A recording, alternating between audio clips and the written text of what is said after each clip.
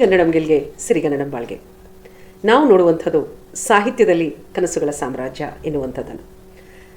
ಈ ಎರಡನೆಯ ಒಂದು ಭಾಗದಲ್ಲಿ ಕನಸು ಮೂಲತಃ ಒಂದು ಅನುಭವ, ಅದು ತಾತ್ಕಾಲಿಕವಾಗಿ ಆದರೂ ವಾಸ್ತವವೆನಿಸಿದರೂ ವ್ಯಕ್ತಿಯೊಬ್ಬ ತನ್ನ ಪ್ರಜ್ಞೆಯ ಒಂದು ನೆಲೆಯಲ್ಲಿ ಪಡೆದಂತಹ ಒಂದು ಅನುಭವ.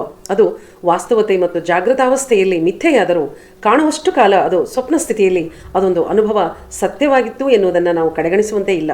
ಮನುಷ್ಯನ ಭಯಗಳು, ಶಂಖ್ಯೆಗಳು, ಬಯಕೆಗಳು, ನೆನಪುಗಳು, ಅನುಭವಗಳು ಇತ್ಯಾದಿಗಳು ಜಾಗೃತಾವಸ್ಥೆಯ ವ್ಯತಿರಿಕ್ತವಾಗಿ ನಿದ್ರಾವಸ್ಥೆಯಲ್ಲಿ ಬಹುಬಗೆಯಾಗಿ ಕಾಣಿಸಿಕೊಳ್ಳುವಂಥದ್ದು ಇದು ಕನಸು ಅಂತ. ಈ ಕನಸು ಅಂದಾಗ ನಮ್ಮ 12ನೇ ಶತಮಾನದ ಮೊಟ್ಟ ಮೊದಲ ಬಂಡಾಯ ಕವಿತ್ರಿ ಅಂತ ಕರೆಯುವಂತಹ ನಮ್ಮ ಅಕ್ಕ ಮಹಾದೇವಿ ಒಂದು ವಚನ ನೆನಪಾಗುತ್ತೆ. ಅಕ್ಕ ಕೇಳವ್ವ ಅಕ್ಕಯ್ಯ, ನಾನೊಂದ ಕನಸು ಕಂಡೆ, ಅಕ್ಕಿ ಅಡಕಿ ಓಲೆ ತೆಂಗಿನಕಾಯಿ ಕಂಡೆ, ಚಿಕ್ಕ ಚಿಕ್ಕ ಜಡೆಗಳ ಸುಲಿಪಲ್ಲ ಗೊರವನು ಭಿಕ್ಷಕ್ಕೆ ಬಂದುದ ಕಂಡೆ, ಮಿಕ್ಕು ಮೀರಿ ಓಹನ ಬೆಂಬತ್ತಿ ಕೈ ಪಿಡಿದನು, ಚನ್ನ ಮಲ್ಲಿಕಾರ್ಜುನಯ್ಯನ ಕಂಡು ಕಣ್ದೆರೆದನು ಅಂತ. ಅನುಭವಿಯಾದ ಅಕ್ಕಮಹಾದೇವಿ ಶಿವನನ್ನೇ ತನ್ನ ಗಂಡನನ್ನಾಗಿ ಸ್ವೀಕರಿಸಿದಂಥವಳು.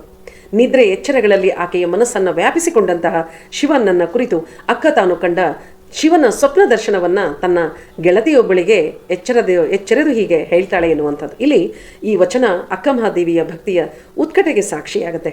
ಇಂತಹ ಇನ್ನೂ ಹಲವಾರು ವಚನಗಳು ಆಕೆಯ ಸ್ವಪ್ನಾವಸ್ಥೆಯಲ್ಲಿ ತನ್ನ ದೈವ ಪತಿಯನ್ನು ಕೈ ಹಿಡಿದು ಕೂಡಿದ ವರ್ಣನೆಗಳು ಕಂಡುಬರುತ್ತೆ ವಚನ ಸಾಹಿತ್ಯದಲ್ಲಿ.